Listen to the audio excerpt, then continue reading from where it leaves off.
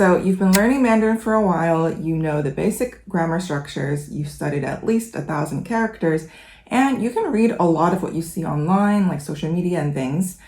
But let's say you try to listen to native speakers talk to each other, or you've traveled to China and try to talk to locals there, but you realize you don't really understand what they're saying, even though it feels like you should. If this is you, then congrats, this is the video for you.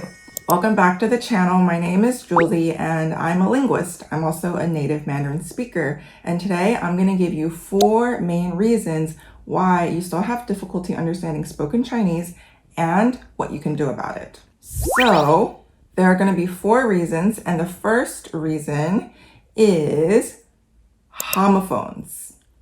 Chinese, as you know, doesn't have a lot of syllables. In total, Mandarin only has about 400 or so unique syllables. That's basically the initials and finals added together.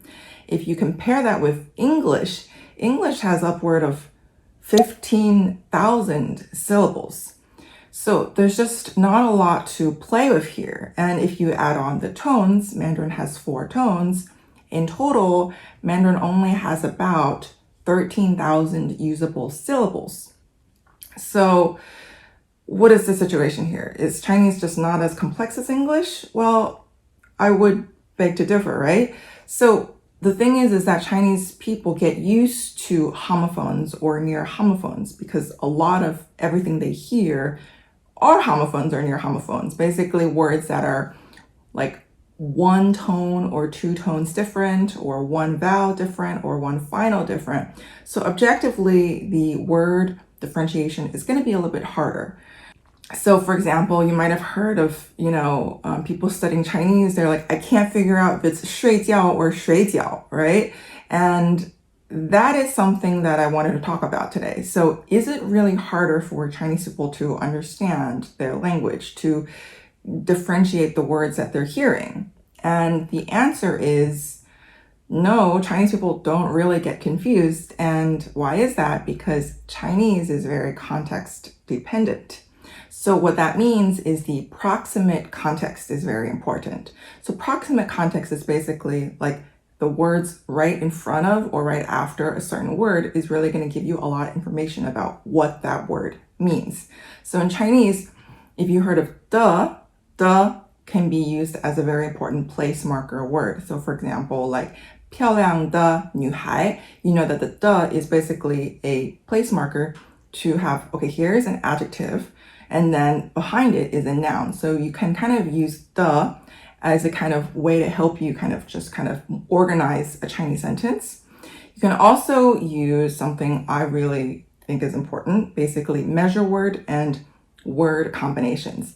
And because Chinese doesn't have articles like and the like in English, Chinese people use measure words to kind of organize kind of categories of nouns in their mind.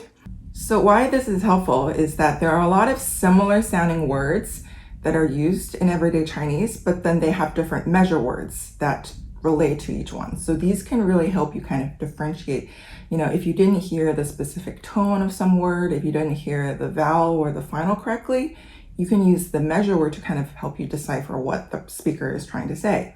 Use the measure word to help you decipher meaning. So I'm going to give you a quick example. So let's say you hear something like yuan, but you didn't really hear the first syllable properly. You don't know what tone it is.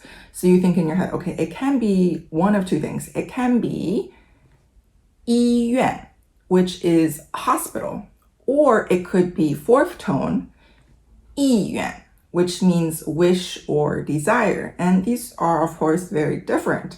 So how can you use the measure word to help you decipher the meaning? 医院 is a building, usually, and it is a location. And so what we do for these is we have a few measure words we can use for 医院 as a hospital. We can say 一所医院, as in like this is a big hospital building. Or we can say 一家医院, usually for a smaller type of maybe a clinic or something a little bit smaller. And then for 意愿, which means wish or desire, this is usually followed by something like 某某的意愿. So 某某的意愿 as in so-and-so's wish or so-and-so's desire. It also can be used 一个意愿 or 某个意愿 or 那个意愿. So you can see here that even though these two words 意愿 and 意愿 sound very similar, they're not really used in the same context, specifically the measure words or the in front of it. It really kind of helps you differentiate what we're talking about here. So the solution to this homophone problem, in my opinion, is study measure words. So I know you guys probably don't like to hear this, but the thing about measure words is that there are not that many of them. So your Chinese teacher may have taught you things like 一个人,一只狗,一辆车, things like that, but there are maybe like 100 or some different measure words, and they're used very frequently and they're used a lot by native speakers. So your teacher might have just told you, okay, you can just use 一个 for everything. And that's fine if you're just speaking, you want to practice speaking, you can just use 一个 for everything. That makes it kind of like a grammatical noun phrase.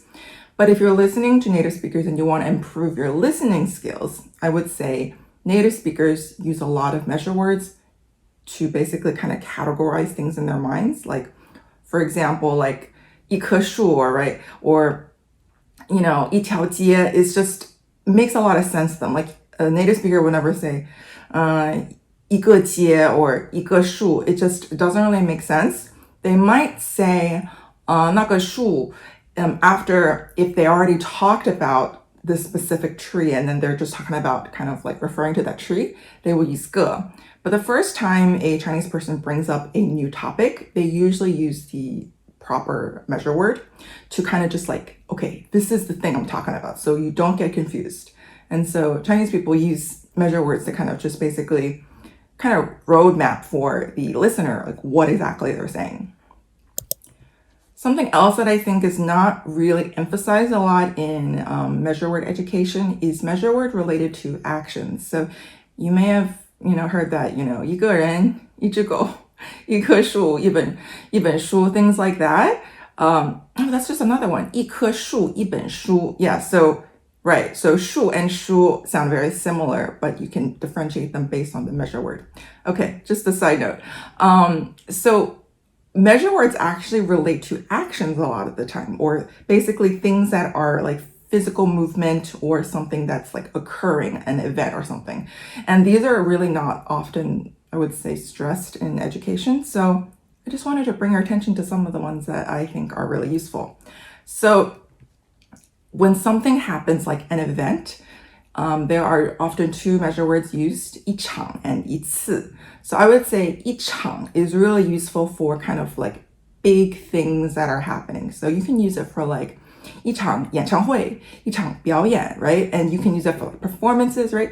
But you can also use it for kind of like natural weather phenomenon. Like you can say 一场暴风雨, 一场地震, right? 一场火灾, right? Anything that is like a big kind of event, you can use 一场 to really kind of like emphasize it. And native speakers will use this as well. And 一次 is really used so often for things like that may happen more than once. So if you think about the world wars, there's like two of them. They're used 一次, right? 第一次世界大战, 第二次世界大战. They're using 次. So anything that happens like more than once, you would use 次. Like if you're gonna have like a few parties, you'd be like 这次派对, right? 这次派对, 下次派对, or 这次聚会, 下次聚会. This meeting, next meeting, it's using 次 a lot. And it can be confusing if you don't know that these are used for kind of events that happen like, just repeatedly. Next, I think something is really useful is for transportation, because in China, the transportation is really good. So you'll have like the train, the subway, the bus, airplane, right? You would use 一趟 or 一班. I would say 一趟 is a bit more casual to say like, 下一趟车是什么时候?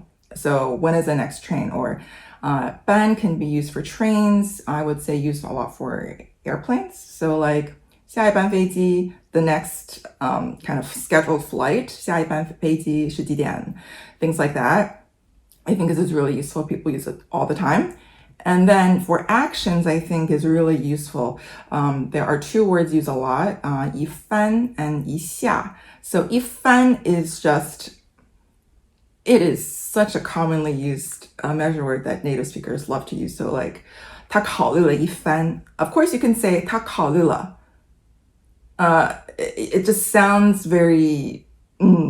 So if you use 翻, it is basically anytime you like do an action for like a bit of time, it is 一番. 他们调查了一番. 我想了一番. 我考虑了一番. It's used so often with native speakers that you should just memorize this, just burn it into your head. 一下 is also good. I would say 一下 is more instantaneously. So for example, 我敲了三下门, or 他打了我一下, 他推了我一下. It's used more kind of quick actions, and 一番 is a bit more prolonged kind of action. So I talk so much about measure words, but I'm just such a measure word gal. I love measure words. I think they make Chinese like a really structured and organized language, and I think it's great.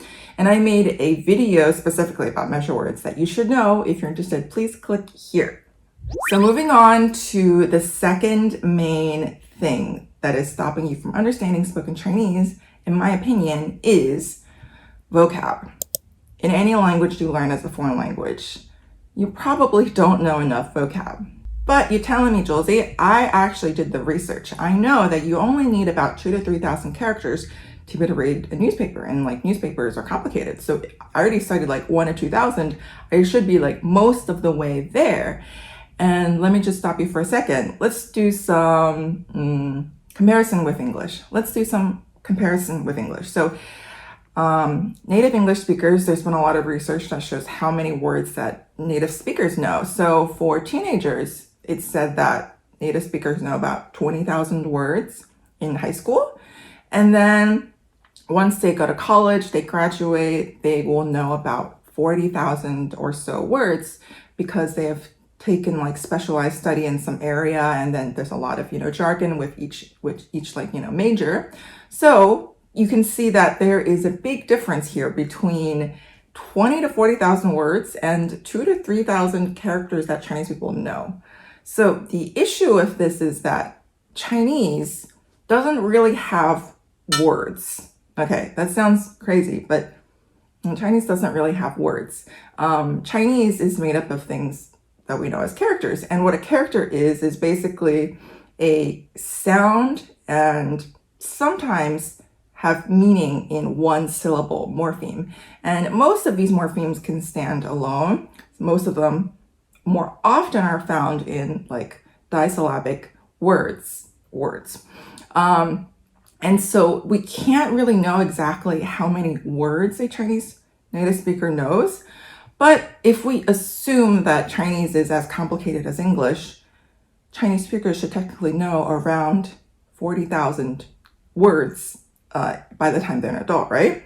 So that is going to be an issue, right? If you want to be able to understand what a native speaker is saying all the time. So my biggest solution, I think, to this is basically take advantage of what Chinese has. So what Chinese has are these characters, right? And characters are building blocks of language in Chinese. You can easily find the words and phrases that each character is a part of. If you go to Pleco, which I think is the best dictionary for Chinese English out there, you can just click on the section that says words and you'll find all the words that any character is a part of, right? And I wouldn't say like read all of them and like memorize all of them. I would just say like, if you studied one character, like a basic character, just kind of peruse through the other, phrases and words that it's a part of, because most likely they're going to be similar meaning. Because Chinese is made up of kind of building blocks of morphemes. So let's just give you a quick example of how this is more effective than, let's say, someone who wanted to study English. Let's say in English, I wanted to study the word face. I wanted to figure out like different words that relate to face. So if you just, put this in a thesaurus, face, you'll get words like visage, mug, features, appearance, look, right? And you can see that these all have different sounds, different syllable structures, like different syllable length. They all are coming from kind of different languages because English is, an amalgamation of like many different languages, words. This is where Chinese has a big, big advantage. So the character relating to face in Chinese is, anyone know? It is mian. So if you look up words related to face, appearance, look in Chinese, so a lot of them are going to have the character mian in it. So for example, 面貌, 面孔, 面庞, 面目, 面容, right? These all use the character mian in them, and it's just, even if you heard this, like let's say you heard this in conversation and you didn't really know exactly what the difference between 面貌 and like 面目is, it doesn't really matter because they're all pretty much the same. These words are basically used in kind of slightly different contexts with slightly different nuances, but technically they all mean like face, appearance, or look. So this is where studying characters and the words they make up, you have such a huge advantage in Chinese versus like if a Chinese person is trying to learn English, like good luck with that. So bonus for you guys, if anyone can tell me in the comments what the difference between at least two of these mian words mean. So the second solution is something I like to call stored bundles. So research shows that the majority of what we speak in our daily lives are actually called formulaic language, meaning like we're not all Shakespeare. We're not basically making very creative sentence structures, sentences in our minds. We're basically spitting out what we have heard before and hopefully many times. That's how we remember these things. So in Chinese, I would say to be able to understand native speakers better, I would say passively study these things like 词组 and 短语 usually show up in the form of something like 成语. So 成语 is something that I think is not really taught. I think it's taught kind of like as like a side note, like sometimes they'll have an introduction in like a chapter. A lot of the 成语 actually don't follow the structure of modern Chinese grammar. They're kind of like just 4 character things that are just bung, bung, bung, bung. And they just have such strong meaning if you just use it. So, in English, I remember I had like an idiom book. It was like, what is it? Like making a mountain out of a molehill. I remember trying to memorize these and I did not have a good time. I think I memorized like 3. The ones that I do know, I know like, I hear it in passing. I don't like go out of my way to say them or try to learn them. And I think the same thing for Chinese. Like you don't have to memorize them. You don't have to get a 成语 book. I don't think that's necessary. I think what you should do is listen to a lot of like podcasts or maybe news. These are places that people with a bit of like higher education, they will tend to use more 成语 because it helps them more accurately describe their thoughts. And 成语are not just idioms. Like they are basically like function as adjectives. They function as nouns. Like even something as simple as 高楼大厦, right? That is literally 高楼大厦, high buildings, tall towers. I'm basically just trying to say that there are skyscrapers around, right? It sounds intimidating, but it's really not. And I think the more you just absorb these passively, the more in your head you're going to be like, okay, I know what that is. So I would say these are just things that if you hear it, I'm going to be like, write it down and then be like, okay, what is that? Just look it up once and then be done with it. And then there are other things that people use in Chinese, for example, 惯用语, like these are usually 3 characters. I wouldn't say you go out of your way to memorize them. They just come up in conversation a lot. If somebody says something weird, 3 characters, maybe look it up. Okay, moving on to the third reason why you have difficulty understanding spoken Chinese. I think this is my favorite section. It is the dialect section. As you know, local dialects may affect the sounds, the tones, and the vocab that someone says in Mandarin. So as we all know, standard Mandarin is the like national language, but nobody actually speaks it like technically as like their native language. There's local dialects and local languages all over China. So someone's native tongue may affect their Mandarin speaking, but we don't really know in what ways. So I'm going to just talk a bit more about that. So you might not expect that people in the northern provinces whose mother language is actually Mandarin, like for example in Dongbei or maybe Sichuan or some, like Inner Mongolia, other places, they actually have a lot of their own local dialects, things that affect the way they speak. And so we're going to talk a bit more about that. It's going to be impossible for me to cover them all, but I'm going to just say that a person's Mandarin speech may be impacted by their local dialect in a few ways. So for example, if they're young, their dialect is probably not going to influence their Mandarin as much. If they're well educated, then it's probably their standard Mandarin is probably going to be more standard. And this is something that Chinese people all agree with, that, if you're well educated, if you're young, if you live in the cities, usually your Mandarin is pretty standard.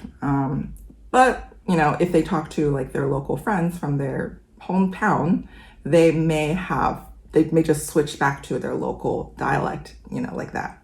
And so let's just sort of talk a little bit about some sound variations that you may see globally. I mean, countrywide in China.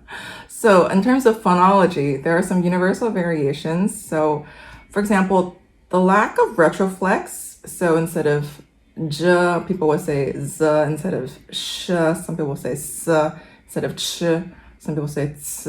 So people think that this is a southern thing, but it's not just a southern thing. This happens all over the country, no matter what your dialect background is. And I think there's just something difficult about pronouncing the retroflex sound.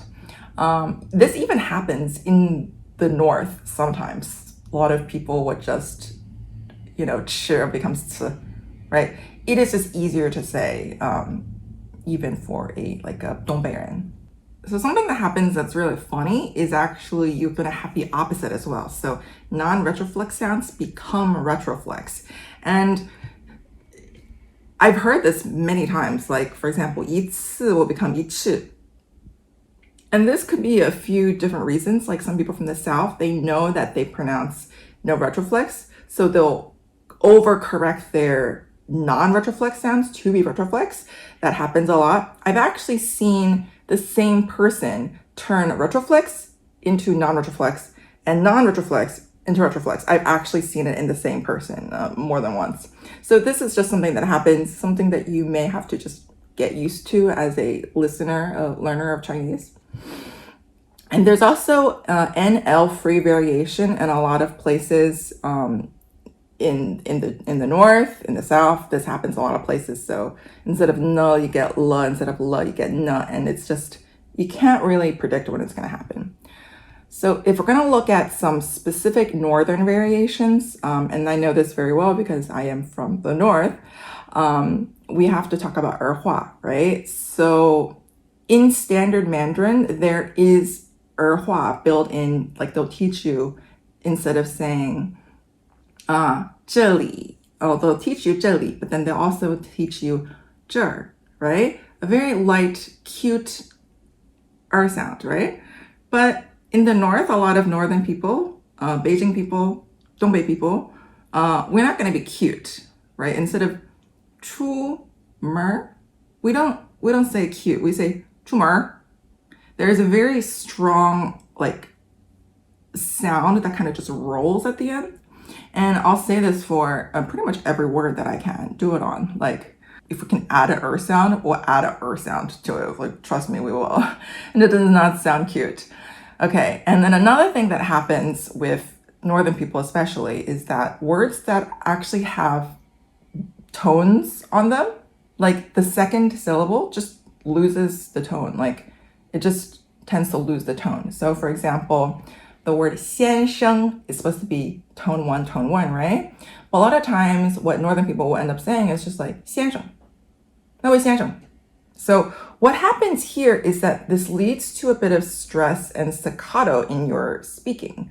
So, normally Chinese is known to, non-Chinese people as in very kind of more about like robotic, right? Like ding ding ding ding ding ding ding ding ding ding ding ding ding, right? But northern people tend to have staccato in their speech because they use a lot of the tone 5. So the syllable right in front of it turns into a much more stressed sound. So I just give you an example. A sentence in standard Chinese, 我喜欢吃包子. Like if I'm gonna talk very formally, I'm gonna say it like this, 我喜欢吃包子. But I guarantee you, people are not gonna talk like this, especially from the north. They're gonna say, 我喜欢吃包子. 我喜欢吃包子.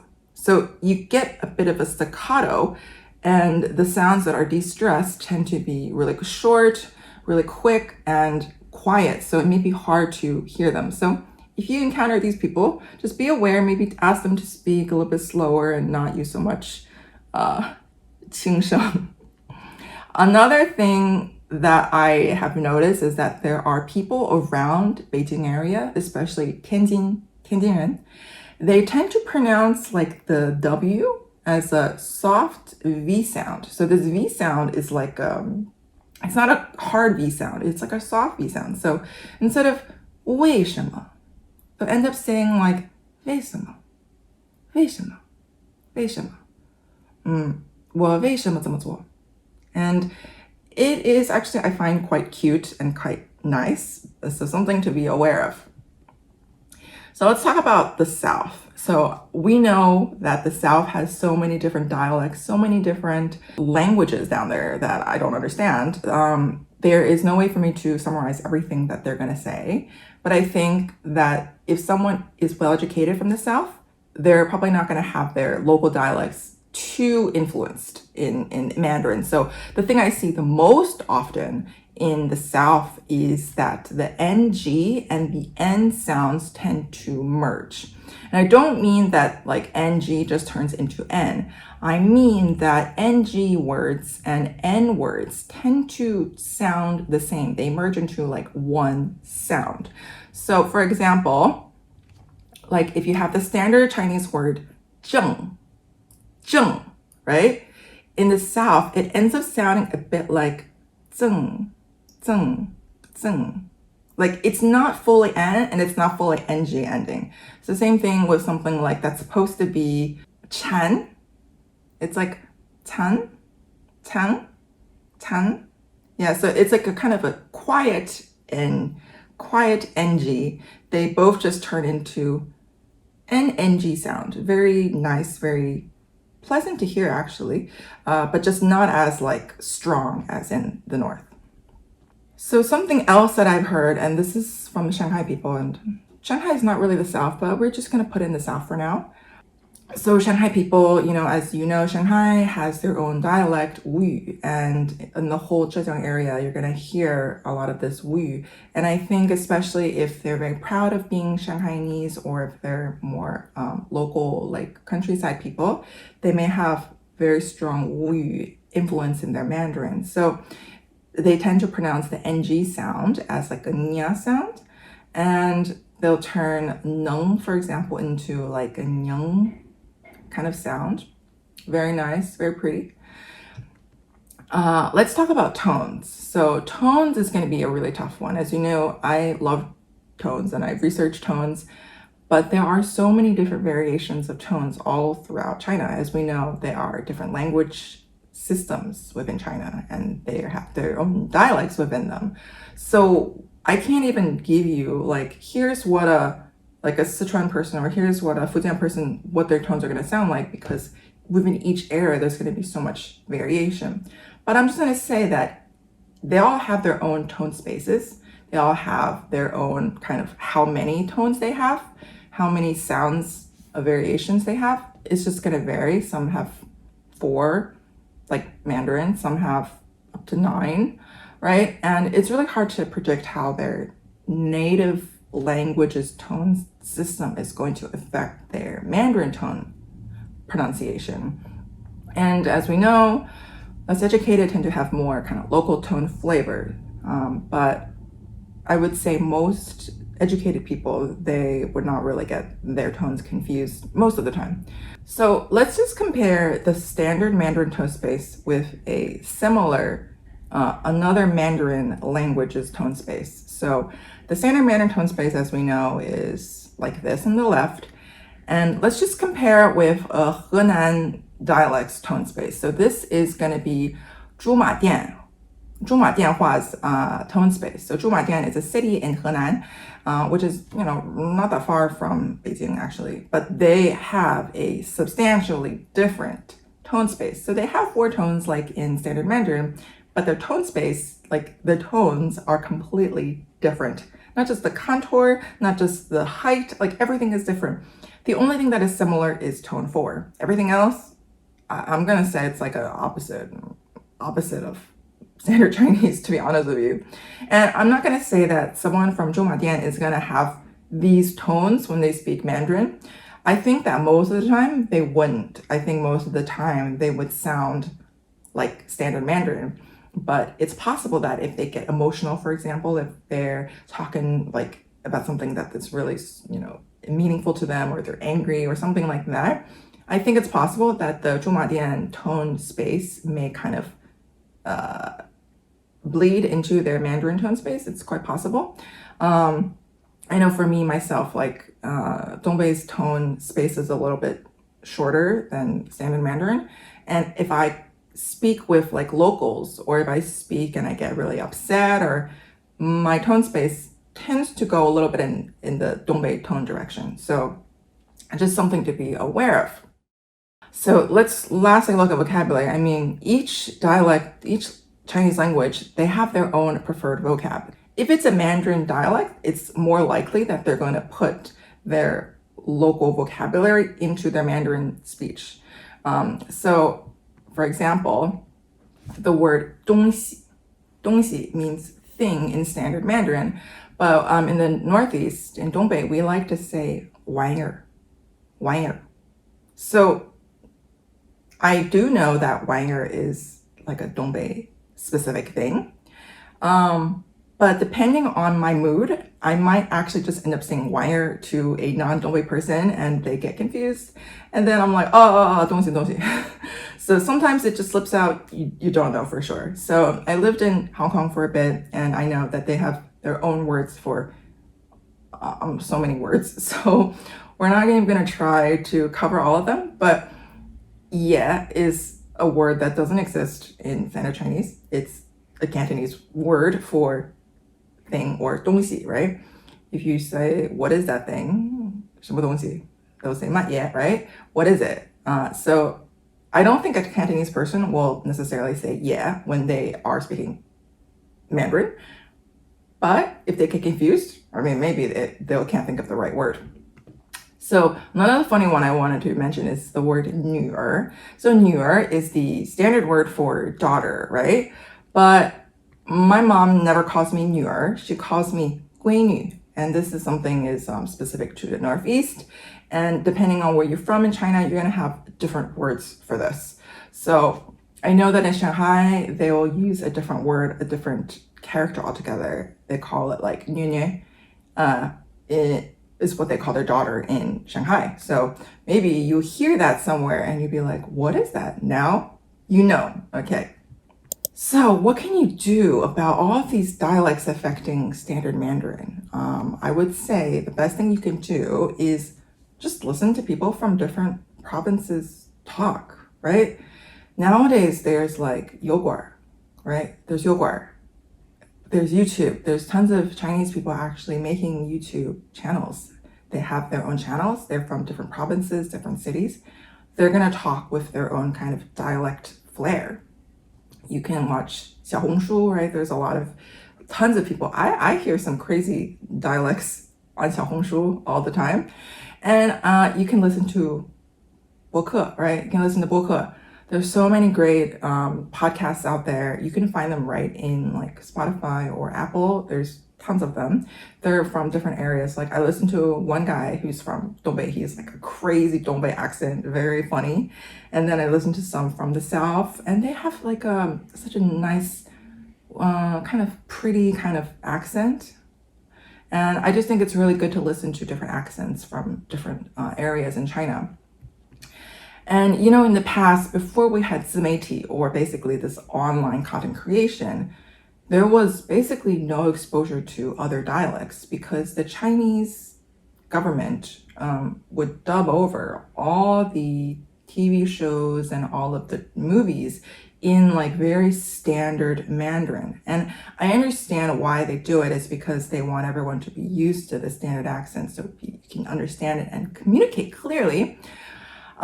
But it really takes away from the local flavor, right? So I think the fact that we have a lot of 自媒体 nowadays, it's better time than ever to be able to kind of listen to different authentic voices in China. And I think you should do that. Okay, so the fourth and last reason why you may have difficulty understand spoken Chinese is what I like to call attitude. So here's what attitude is. So try to listen to this sentence and try to figure out what I'm saying. 我知道你在说什么，不是你怎么这么固执呢？我知道你在说什么，不是你怎么这么固执呢？ Now listen to this. 我知道你在说什么，不是你怎么这么固执啊？ So which one was easier to understand? I'm gonna guess it was the second one. The last thing I wanted to say is that sounds of a language actually change depending on the speaker attitude. And I'm gonna explain what I mean by attitude. So when you learn a language, you're gonna learn it the way it sounds in optimal circumstances. In language class, the teacher works really hard to make sure everything is pronounced very clearly, that it's enunciated clearly, right? That they're using proper grammar, proper tones, right? But the issue is that what you hear in these language classrooms or, in your apps, those are not necessarily the way that people sound when they speak the language. When we talk, we don't necessarily say everything very clearly, with proper tones, even with proper grammar all the time, because people's emotions change and their emotions change the sounds, the language that comes out of their mouth.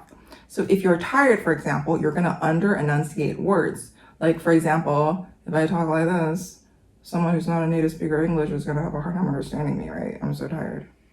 Or if you are, let's say, you're emotional. If you're emotional, the sounds that come out of your mouth are going to be faster, first of all. And not only that, there's going to be like stress of certain words, certain syllables that you normally wouldn't stress. And this is really going to impact the way that the listener hears what you're saying. Something I wanted to say is that Chinese does have resyllabification. So in Chinese, we already have syllables like built in with each character. So I think people tend to think that syllables don't have resyllabification, but they do. So for example, Northern Chinese people, they use right? And the it really has a strong kind of way of resyllabizing the words. So for example, 不知道, right? If I'm going to say 不知道, I normally would not say 不知道. I would say 不知道. And then basically you're getting the tone, right, off of the last syllable already.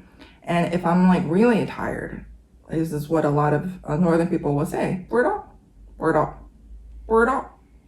Where did the Jew go? 不知道. So resyllabification, getting rid of consonants, getting rid of whole syllables, this happens. This happens in Taiwan as well. I did a video about Taiwanese specifically, and there are some older Taiwanese people who will resyllabify certain words. So for example, 这样子will turn into 这样子. And these are things that just happen. They can be kind of like a habit. They can be like a local dialect. It could be one or the other, especially if you're going to talk fast or you're trying to be more casual. It's just something that happens.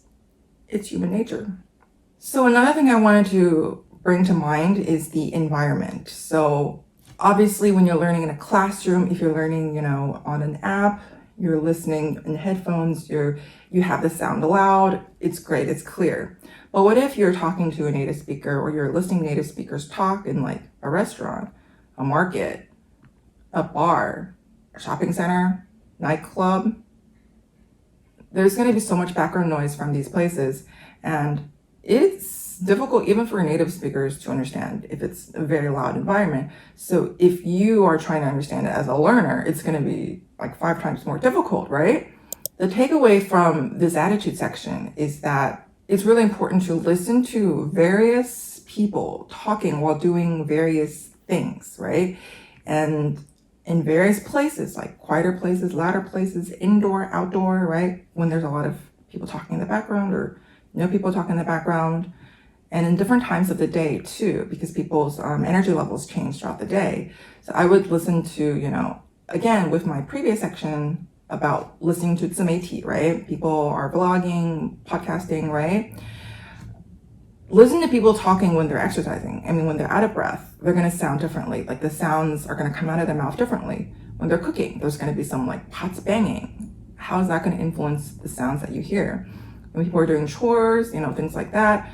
I think it's also important to listen to people who are talking in a different manner. Like if they're whispering or yelling, right? I'm not going to yell it right now, but yelling is going to change the sounds that come out of your mouth. It may change the tones. It may change, the consonants. You don't really know what it's going to sound like until you hear it. So this is, I think, is something really important. If you really want to really upscale your listening skills, I think this is something you should do in Chinese. And if you're learning another language, you should do this in that language as well. So today was a long video. I don't know how much is going to be cut, but I wanted to change kind of like the way I did YouTube, because previously I wrote a long script, often like longer than 10 pages, single spaced, and I had to memorize all of it. And it just felt, first of all, very stressful for me, but also I felt like it was like really robotic and not really like I was talking directly to you. And so I saw some other YouTubers were doing this kind of presentation style where they just kind of look, at their notes while they're talking, and make it more casual. I decided to try it out myself, and I hope you guys like it. If you have any comments, please put them in the comments below. They're always very helpful and I love to read them, even if they're not always positive. I still appreciate them. So I hope you guys enjoyed this week's video, and I'll see you next week.